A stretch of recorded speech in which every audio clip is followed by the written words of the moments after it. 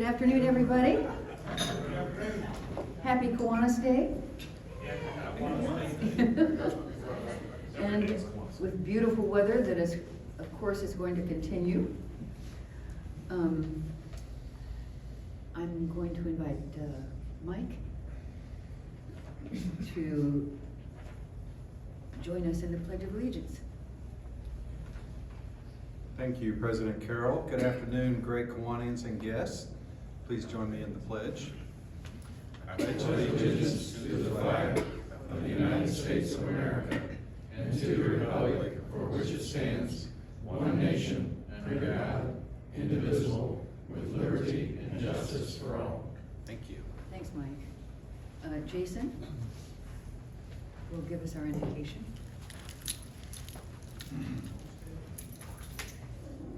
All right. Greetings.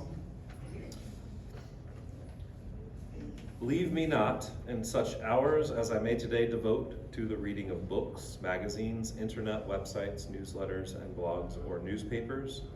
Guide my mind to choose the right books and other written works, having chosen them to read them in the right way. I read for profit, grant that all I read may lead me nearer to you. When I read for recreation, grant that what I read may not lead me away from you. Let all my reading so refresh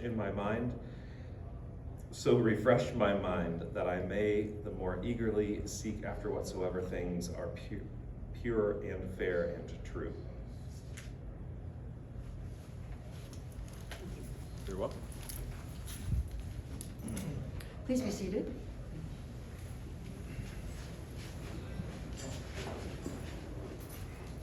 Laura will be introducing our guests. I just have a quick announcement. Pardon me? Before the guests, I have just a quick announcement. Oh, good. Okay, just another invitation. Hi, everyone. I just wanted to invite you guys again to volunteer with the Perry Meridian High School Key Club. It's at the end of this month, September 28th, at Midwest Food Bank, and it's from 3 to 5. So a little bit during your work hours, but hopefully you can come and make it. It'll be packing, distributing food, pretty easy job for everyone to do. So I know the Key Club members at Perry would really like to see you there, so hopefully you guys could come in and meet them. If you have any questions, reach out to me. Kelly can give you my email or phone number if you'd like that. Oh, my guest. Okay, I thought you meant the guest speaker. Sure. Yeah, I would like to introduce my guest here, Deborah Devines. She's a new coworker of mine at Kiwanis International. She works in the communications department, and I was telling her about our guest speaker here today, and we both wanted to come check it out. So, thanks, Deborah. Thanks, Laura. I'll also invite everyone to volunteer to work at Riley Hospital. I'm just starting the procedure to go through, to view the videos and everything that needs to be known before you can push the cart around the hallways. But it sounds like it's going to be a really, really fun and very, very thoughtful thing to do for Riley. So I attended a meeting yesterday that described some of the children that we would perhaps be coming into contact with and how to handle those sorts of things. So if you can see to do that, you can, all kinds of hours. It's a 2-hour commitment. I'm going to be working from 5 to 7 on the 7th, I think, of this coming month, or this month that's started. We, of course, appreciate all of our members, but I'd like to recognize in particular Jeff Otis, former president and basketball committee member Larry Barrett. Jeff has been a member for... He's on the phone and he stepped out of the room. we'll remind him that he's being recognized today. Jeff has 21 years of membership in Kiwanis downtown, and Larry, 48 years. Wow. Quite a commitment to this organization. Applications for the foundation external grants are coming in. Be sure to contact any youth organization that might be a good fit for a grant, since the deadline is the end of this month. Eric wanted me to recognize our new sponsors for the golf outing on September 19. Piles CPAs, On Target CPA, and Level 365 Cloud. They are joining Gilzer Investment Management, Planned Investment Company, and Mary Marsh as sponsors of the event. I'd like to thank Duke Haddock and Wendy Paddock for connecting us again to projects that serve children and youth in our community. Please pick a day to participate. Gleaners Food Bank will welcome any of us who volunteer on Saturday, September 18 or October 22. Riley Service Project on Sunday, September 17. The registration site just opened for the Coats for Kids at the Colts game on Sunday, October 2nd, and the entire week of October 10 through the 15th at the State Fairgrounds. You'll find, of course, more details in our weekly newsletter.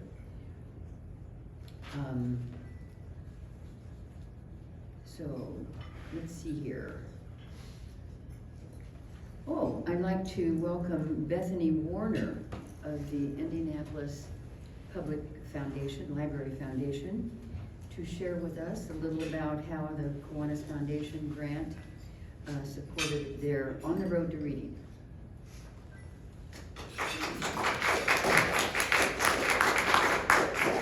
Thank you. I am Bethany Warner. I'm the Vice President of the Indianapolis Public Library Foundation. And on behalf of the Library Foundation Board and staff, I first want to say thank you to the Kiwanis Foundation of Indianapolis for your support of On the Road to Reading in 2022. Your gift is helping to bring literacy and library visits to children across the city. And I want to get into a little bit more specifics about the impact of your gift, but first I wanted to just let you know a little bit about the Library Foundation. So for those of you who might not know, the Library Foundation is an independent nonprofit, and our mission aligns very closely with that of the Indianapolis Public Library. So the library's mission is to enrich everyone and strengthen community by inspiring lifelong learning. And our mission as the Library Foundation is to partner with donors to enrich lives, foster lifelong learning, and engage our diverse community through the library. And this close alignment is really important as we support programs and services of the library that are the most important to them. The Library Foundation was founded in 1969, and that partnership has been working ever since then. And to date, we have given more than $79 million to the library. So funding from the Library Foundation supports programs for all ages at the library. In addition to efforts like On the Road to Reading that reach preschoolers, we have programs that reach school-age children, teens, and adults. For example, we just completed both our children's and adults summer reading programs. More than 20,000 kids read nearly 15 million minutes this summer. And they were joined by more than 1,500 adults in the adult program who delved into new book genres and more through the adult summer reading program. We're looking forward to the upcoming Marion McFadden Memorial Lecture with author and illustrator Kadir Nelson. We have flyers about that on your table. Please take those with you if you're interested. I hope you'll consider joining us on September 29th for this great evening. The lecture is just one of the many things that the foundation is supporting this fall. Also on your table are some flyers about preschool programs. So if you've got little ones, ages 0 to 6 in your life, grandkids, neighbors, what have you, I'd encourage you to grab one of those so that they can see the whole lineup of programming that's geared toward that age for this fall. In addition, we have free concerts at Central Library, programs like conversation circles for immigrants and newcomers to our community who are not native English speakers to practice their English skills, bilingual story times, and so much more. And it really is donors like the Kiwanis Foundation of Indianapolis who make programs like this possible. So thank you again for your support for On the Road to Reading. It's one of our key parts of our Reading Ready Early Childhood Literacy Initiative. And through On the Road to Reading, library staff make monthly visits to child care centers in predominantly low to moderate income areas in the city. During a visit, the librarian will present a story program and engage the children in the 5 building blocks of early literacy: reading, writing, singing, talking, and playing. And they're also modeling how to do that for the child care center providers. They also drop off bunny bags, which are canvas bags of 15 to 20 picture books that the center can use for the next month to keep going with that early literacy education. They also drop off leave behind materials, tips for parents, resources for the child care providers, things to enhance that early childhood education over the next month. So from March, when we could return to in-person programming with the COVID pandemic, On the Road has had 169 visits to preschools across the community, and that's reached nearly 1,000 preschool kids. And bunny bags have circulated more than 32,000 times. So thank you again to the Kiwanis Foundation of Indianapolis. You helped make On the Road to Reading possible this spring. You brought stories to children, you gave activities to likely overworked and underpaid childcare providers to help improve their early education in their sites. You gave parents resources to keep the learning going at home. So thank you again very much for your support.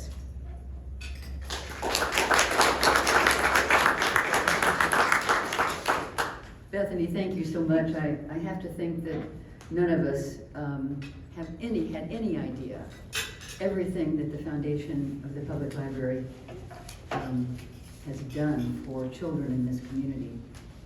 I'd like to give to you a certificate of appreciation. I'm sorry.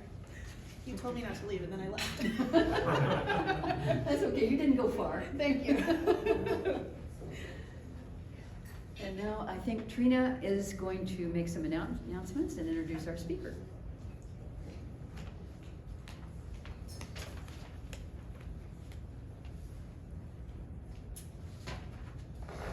Thank you, Carol. So we've added a few new programs. You've heard a lot about what's upcoming through the end of the year. They're also on your table, but a couple that we're super excited to add. Drew Tower is the first executive director of Project 44. One of their founders visited a few years ago, and so he'll be here to share how they've grown and changed and brought the issue of bone marrow registry to even more Hoosiers. We're gonna hop on Zoom on November 3rd for Kristen Grind. She wrote a book about the CEO of Zappos. If you haven't read Delivering Happiness, read that and then read hers. And then finally in January, gosh, we're already into winter.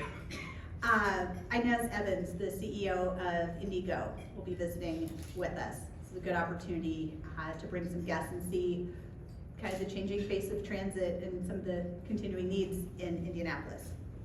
But although we're excited about everything that's coming up on our program calendar, very excited about our program today. I'd like to introduce Bill Brooks. He's the editor and publisher of Urban Times, which covers the Mass Ave Arts and Theater District and way beyond. Urban Times serves as the official neighborhood newsletter for 13 neighborhoods and 8,000 households.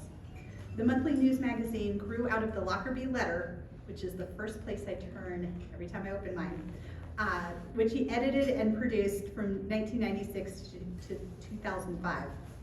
He has earned over 24 state, regional, and national awards for sports writing, editorial writing, feature writing, column writing, if he likes to write. In 1993, he and 2 colleagues won the Associated Press Designated Community Service Award, as well as the Kent Cooper Award, the top annual award given to Indiana journalists. Bill studied journalism at Ball State University, where he later served as an adjunct faculty member in the School of Journalism. His freelance career included a weekly column on both Pacers and Colts. He has served as editor of the Hoosierism Quarterly, a magazine geared to build statewide following at the Indiana State Museum in advance of the construction of the new museum in White River State Park. Bill, I give you the podium. Thank you.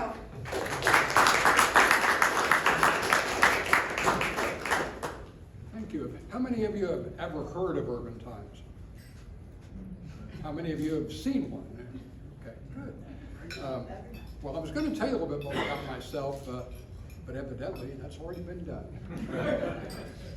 Although I am reminded, and I don't want to minimize introductions, but I was one time, somewhere in the 80s, I was president of the Mount Vernon, Indiana Kiwanis Club, which showed that club's extreme lack of common sense, because they knew better, because when I was vice president, I was in charge of all the programs, which put me in the job of introducing all the speakers.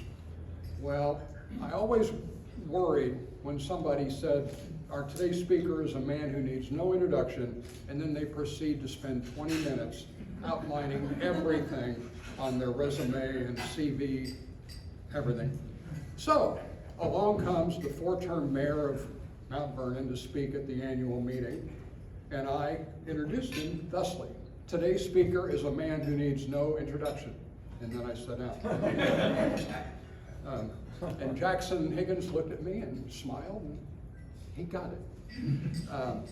Okay, so Urban Times, actually, we need to update our website because we're now the official neighborhood newsletter of 16 neighborhoods, Fountain Square being the latest one. As you were told, we started with 4, and we've grown. I've never asked a neighborhood to join because that involves more work for me, and why would I do that? But they keep petitioning me to join, so we now have a little bit over 10,000 home delivered copies every month. And if you live in Fountain Square or you live in the Old North Side, I will say you're one of my loyal subscribers, which means you get it on your front porch whether you want it or not. I come here to talk to you about the neighborhoods, the wonderful, resilient neighborhoods. But I wanted to talk a little bit more about downtown in general first.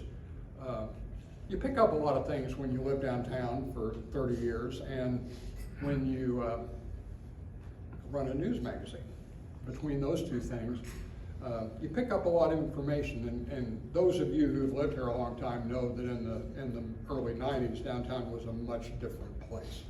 Mass Ave was certainly a much different place. There were many more surface parking lots, a couple of dive bars, many vacant storefronts, the Chatterbox, the Old Point. Who remembers Brother Juniper's?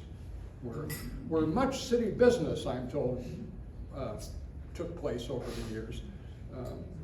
That's a different time. Today's Mass Ave, because of all the work we've done, is a much more vibrant place, a much more commercially successful place, and I would posit a much less interesting place. Back in the day, people that lived downtown had to be a little off-kilter. I remember a story.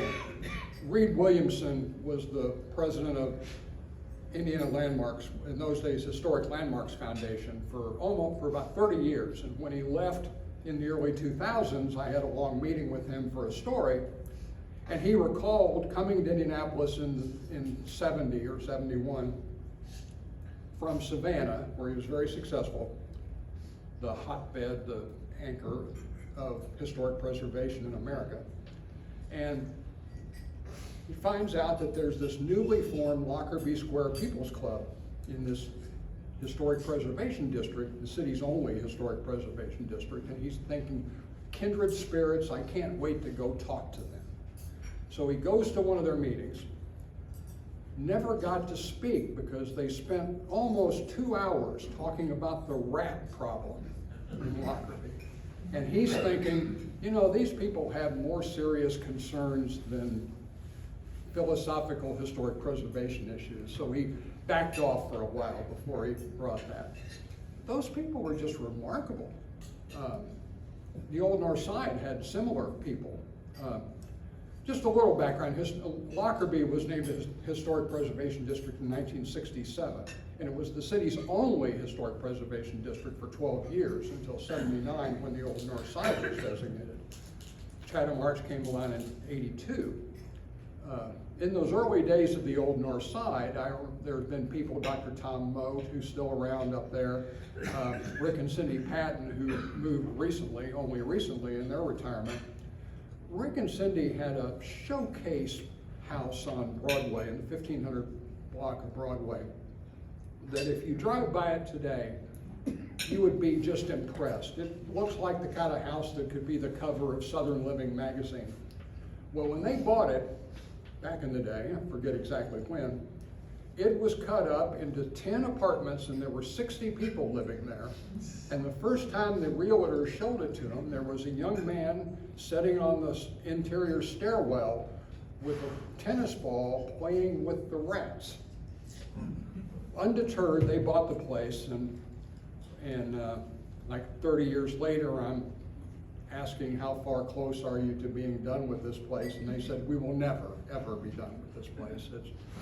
It's every time you finish something, there's something else to start. But these people were just remarkable people. Mass Ave was the same way. People like David Anderchek at the Chatterbox, the Perrins at the Old Point, that made just this commitment of sweat equity and what most bankers would probably say would be insanity. Scott Keller talked to many of these people into coming to the Avenue back in those days. And along comes, in the early 2000s, the Cultural Tourism Initiative, if anybody remembers that little thing. Co-funded by the city and the Lilly Endowment. It lasted for 5 years and created six or seven cultural districts: Fountain Square, Mass Ave, Broad Ripple, Indiana Avenue, the White River State Park, and Wholesale District. And their logos were created, websites were created, early days of Wi-Fi. One year, the districts got free Wi-Fi along the corridors. A lot of public art on Mass Ave. Much of it is still evident, even though it was originally put in for like 5 years. It's 20 years later, it's still there. The big sculpture on College Avenue, just short of White River and Broad Ripple, that was a cultural tourism thing. Dick Luton's piece on Virginia Avenue, just as you cross the interstate, kind of an illustrated thing that's broken now, I guess, but We are repairing it. get to it. Get to it. Those were all funded by the Cultural Tourism Initiative, and many of us on Mass Ave worked very hard because in those days, 90%, or I'm making this up, but 90% of the people in Marion County, if you said, I want to go to Mass Ave, they'd go, where? How the hell do you get there and why? Why would I? So we had identity issues.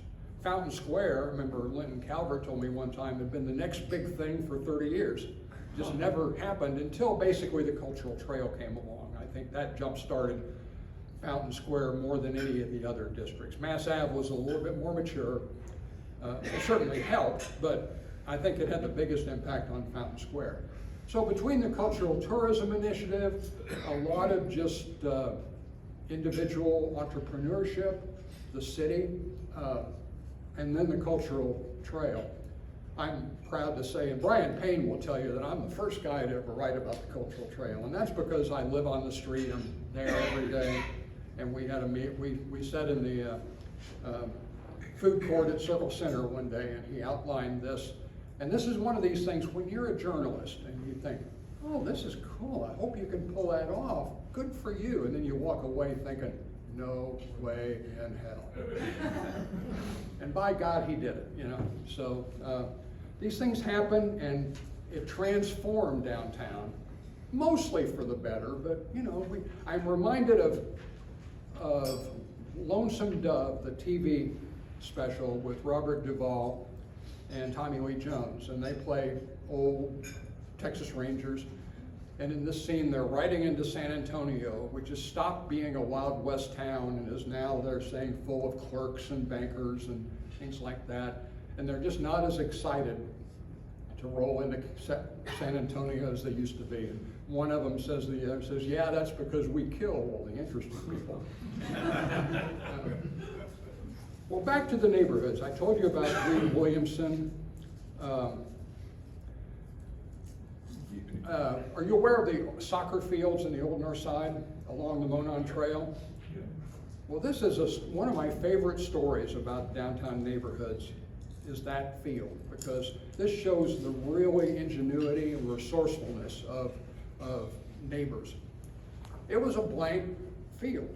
It actually was owned by the state to be the southern terminus of I-69 coming in from Fishers, which we all know if that had happened, it would be 32 lanes by now, but that's another story. It obviously wasn't gonna happen. So Frank and Judy O'Bannon lived in the neighborhood when Frank was lieutenant governor.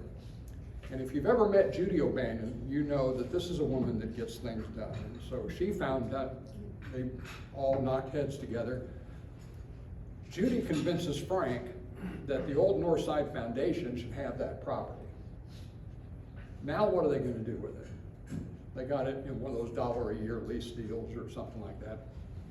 Well, let's make a soccer field because TAB, the Tabernacle Presbyterian program, is full, and a lot of our kids can't get in it, so we need our own soccer field. Well, it's not in shape to be a soccer field. They find a local National Guard engineering unit that was supposed to go to Camp Grayling in Michigan for their summer camp. Hey, come to the Old North Side, spend your summer camp regrading and fixing that field up so it can be a soccer field. Put drainage in. And that's what happened. And that's how that became a soccer field. The foundation ran it for several years, many years, and then it kind of got out of their hand, so they turned it over to Indy Parks, and Indy Parks now operates it with a full program there. But that all came from an idea that a couple of guys, a couple of idiots in the Old North Side said, we can figure out how to make this work. And it's just remarkable to me. I'm sure every neighborhood has a story like that. Woodruff Place, if you've been to Woodruff Place, you know how unique that neighborhood is. Well, when Woodruff Place first became part of the city and stopped being its own town, which I understand some of the old timers there were violently against, but it became part of the city. Well, the city agreed to take care of the esplanades and the fountains and the historic lamps and all that stuff. And as you can you know what's coming next. One by one, those services got eliminated. So suddenly the Woodruff Place Civic League has to take care of all of that. The town hall, there's a town hall over there if you haven't seen it. And which was once a real town hall for the town of Woodruff Place. And they've got to manage that and repair it and keep it up. And so they have flea markets and they have home tours. Then along comes the idea of the Economic Improvement District. Anybody aware of what that is? That's like a surtax on property taxes, self-imposed. Well, Mass Ave tried it twice and it failed miserably both times. Downtown Indy tried it once in the core and that failed. That failed so spectacularly that the apartment owners, the state organizations, worried that more of those would be approved, and so they went to the legislature and changed the law that raised the bar for how many people you had to have approve it and everything, making it almost impossible. Fountain Square, Fletcher Place went together and successfully got one. Well, Woodruff Place got one too. And I asked them, because they're mostly Woodruff Place is single family homes, big, and you know, if you've been there, big single family homes. But there are some apartment buildings there. And based on the experience we'd had on Mass Ave and in downtown, I asked the Woodruffians, did the apartment people give you a lot of crap? And they said no. They were all in because they fully realized that the reason people rent their apartments is because of the esplanade and the fountains and the lamps. It's much easier to rent their apartments. Well, that kind of thinking was lost on downtown developers and apartment people. But neighborhoods can get these things done. It's interesting how Cottage Homes, another example, the forerunners over in Cottage Homes, you know, they're my tree huggers. Those, I love the people in Cottage Hill. They're all environmentalists and everything, and they bought properties over there back when it was cheap because it was in the floodplain, which also prevented them from, you know, having issues with their own, I mean, being able to protect their own houses. But then the Pogues Run cleanup came, and it got moved off the floodplain. So things have been happening over there. They've been building lots of houses now, but back when, the neighborhood association, this little group, were able to buy 4 or 5 properties. 2 or 3 of them are now what's called a community space with a stage and a little library, and it's where they have their meetings, and it's like this very little neighborhood of 200 some houses were able to create their own community space, they call it, like I said, but with a stage is where there's performances and meetings and everything like that. And going back to the start, the 70s, 80s, 90s even, part of this I attribute to the fact that these people all bought into dilapidated neighborhoods, which created a cause and kind of a bunker mentality. You know, we're all in this together. And now, of course, people retire and they die and move on, get transferred to London or whatever. And so lots of new people come in, and I kind of worry about some of these neighborhoods, about the newcomers. Do they have the same sense of stewardship that the people that fought the war did? Now, I'm encouraged on that. I am. I think people seem to be stepping up and buying in to do this sort, to keep this momentum going. The cautionary tale is James Whitcomb Riley died in 1918, I believe, in the James Whitcomb Riley. Whoever's been to the Riley home? Anybody? Okay, you know what a landmark it is. And I think its survival over the years was key to Lockerbie's revival, because as every other property in Lockerbie fell apart, the Riley home was there, and it was an asset, and that helped spark the city's interest. The Garden Club took an early interest in Lockerbie, and then some other people. Fred Tucker bought a place there. Tom Bidford built a house there. The first house built in Lockerbie under the Historic Preservation Commission was built by Roger DeBruler, who'd just been named to the Indiana Supreme Court, and he knew that for the next 30 years of his life, he could walk to work, and he did. His wife didn't like him drinking very much, so Tom Ford, his next door neighbor, held his scotch and bourbon stash. But and I'm digressing, but Roger, the last day he worked, he stops by the Chatterbox Jazz Club. And I'm in there drinking a cup of coffee along with another fellow, Scott Ponting. He's drinking coffee at the other end of the bar. And Roger looks at each end and says, in honor of my retirement, I want to do something I've always wanted to do. Drinks are on me. Cost him $3.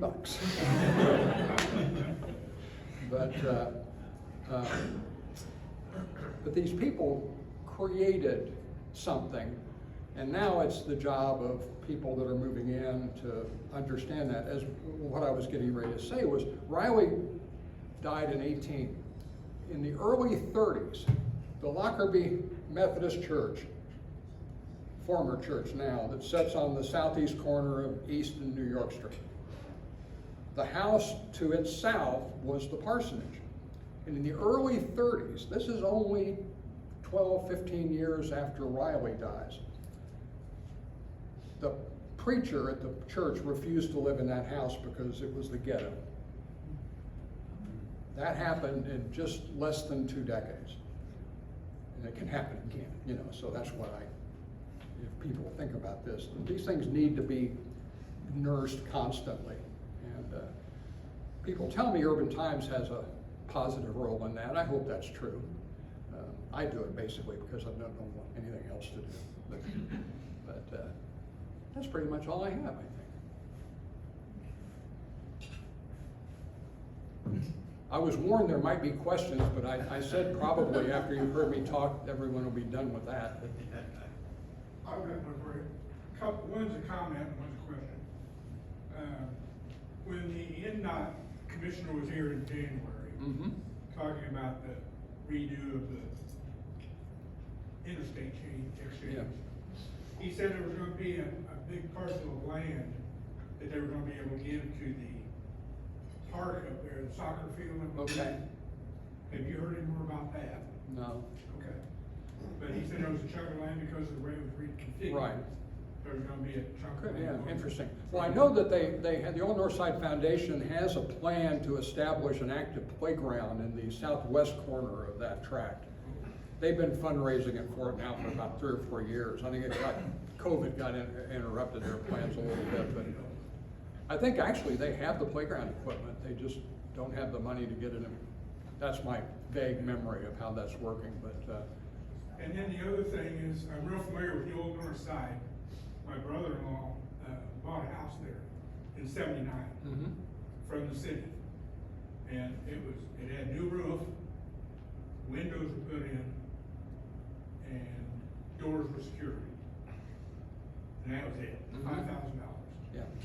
So John Iozzo, and he recently He just, retired. he just, And, his sorry, family- didn't John just die?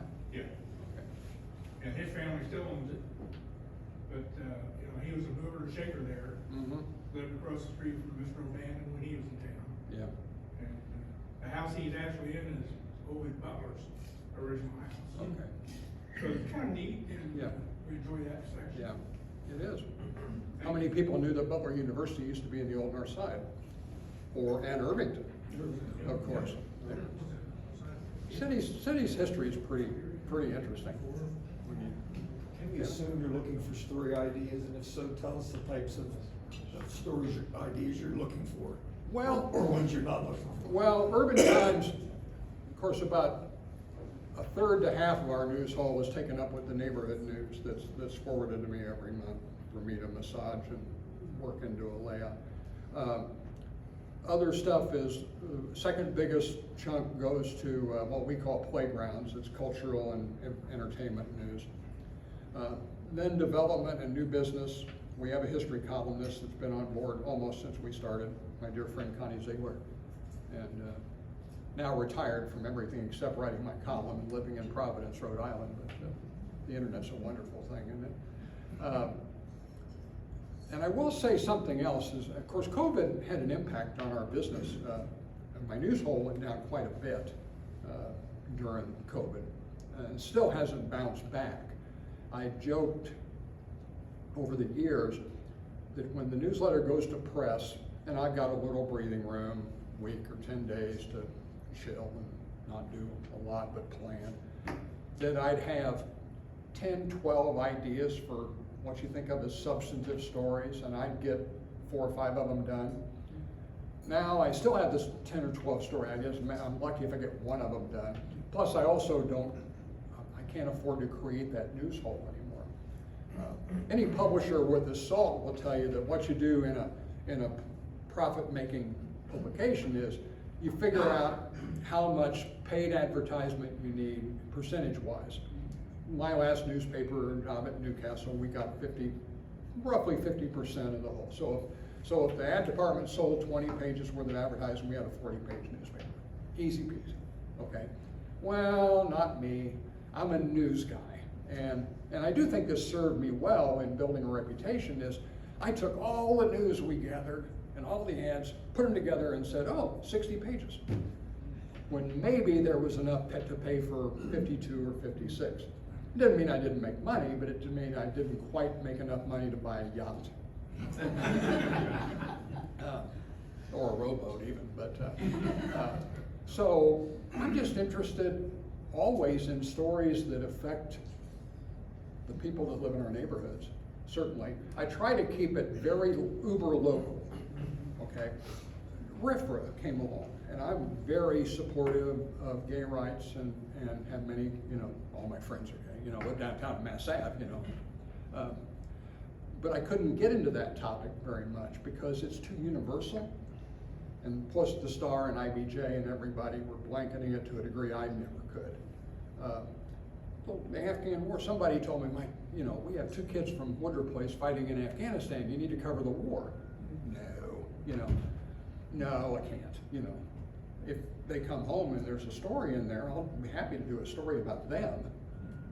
But we just have to, because of our news hole and our interest level, and you know, if something wonderful happens in Irvington, I'm sorry, but Irvington needs their own Urban Times. I just can't deal with it.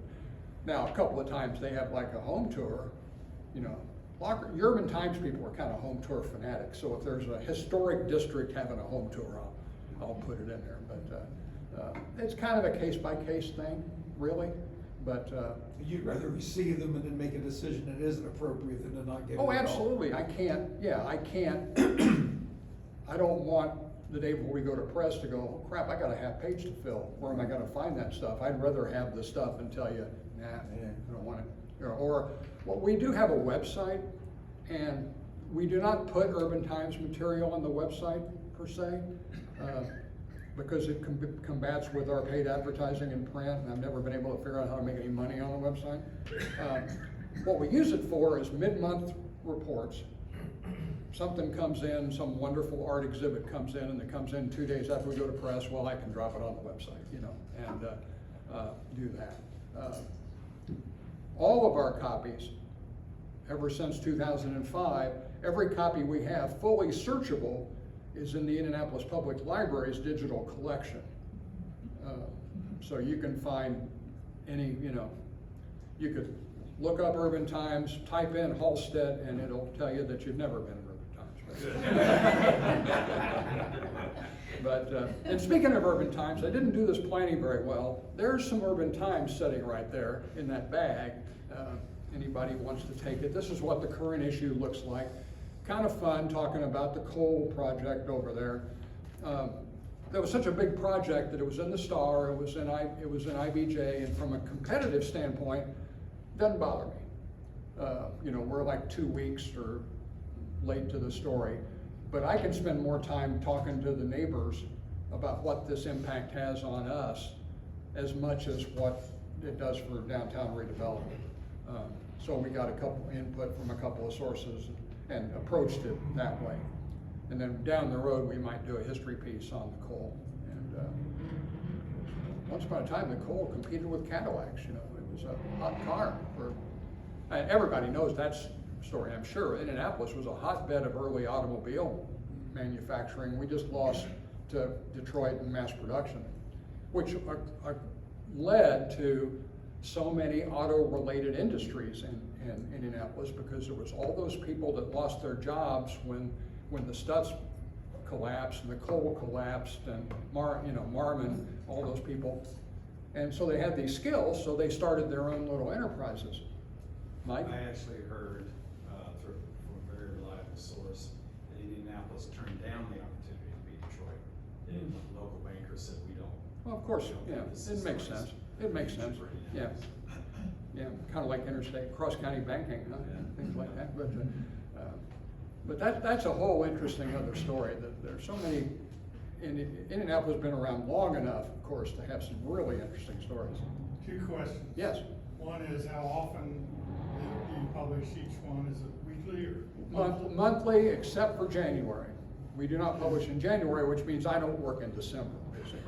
And I haven't heard from the topics in a while. Are they still around? I don't think so. Yeah. I don't think so. How do you generate income to publish the newspaper? What's Advertising. That's it? Yeah, that's it. Yes. So, I've lived here for a generation. Somebody said earlier, just made me think about this. The old, oh, that's a cool idea, and then now, okay, I'm not gonna hold my breath.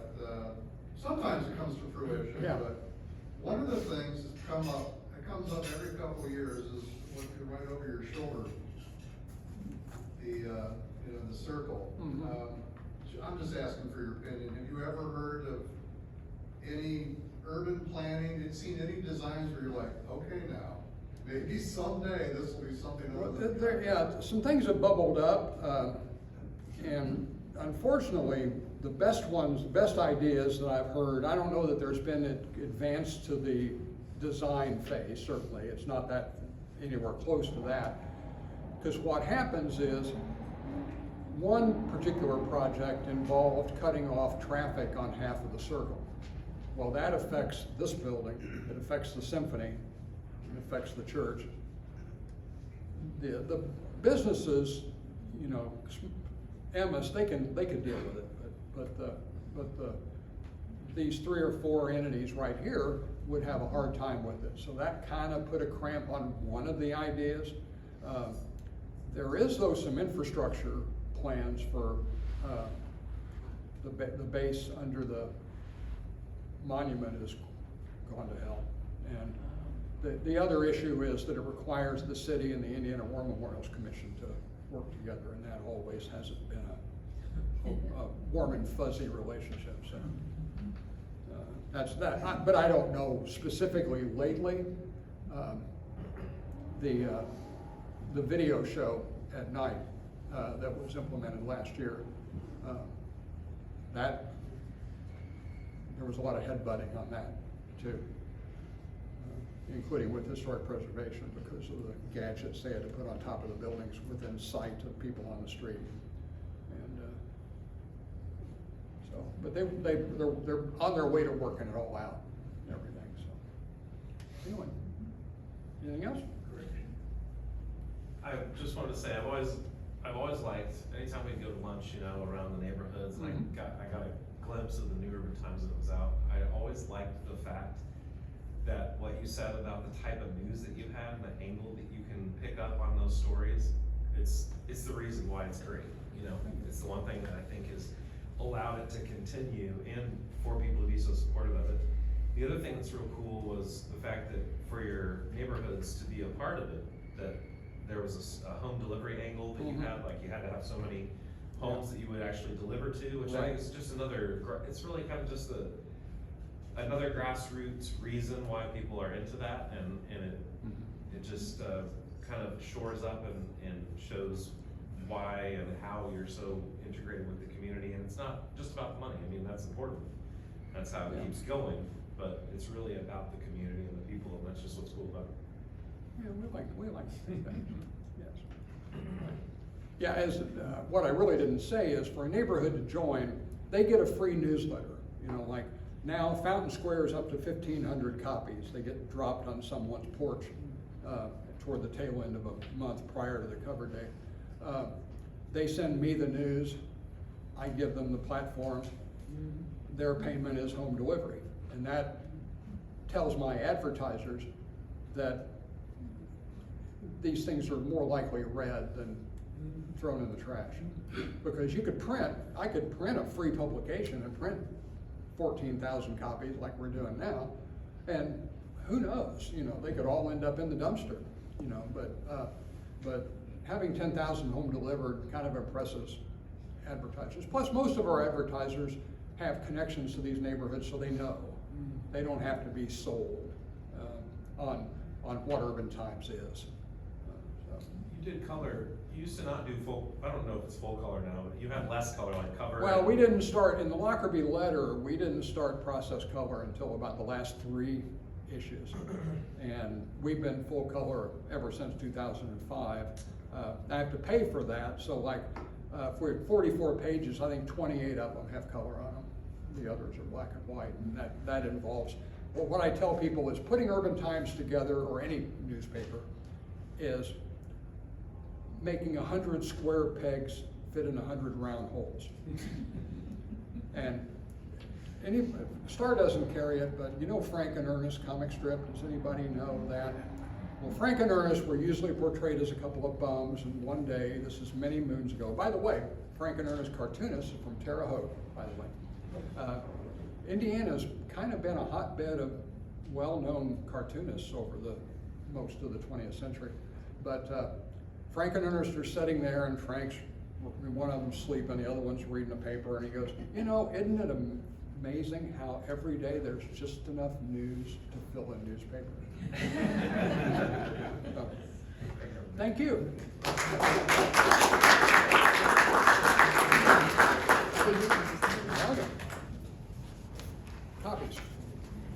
Bill, for spending time with us, and that was most interesting. I, for one, had no idea what goes into the printing of a newspaper, and you really gave us the nuts and bolts, and it was very interesting. Thank you so much. We are going to make a donation in your honor to Any Given Child Indy, which is an Arts Council of Indianapolis initiative, which tries to ensure that all 22,000 IPS children and K through 8 students have equitable access to the creative arts. I'm gonna text Julie Goodman as soon as I get home. Take credit. And as a token of our appreciation, I'd like you to present to you the certificate. Thank you very much. And we will be meeting next week, once again at the Columbia Club. Have a wonderful end of the week. Thank you. And thank you, Bill, once again.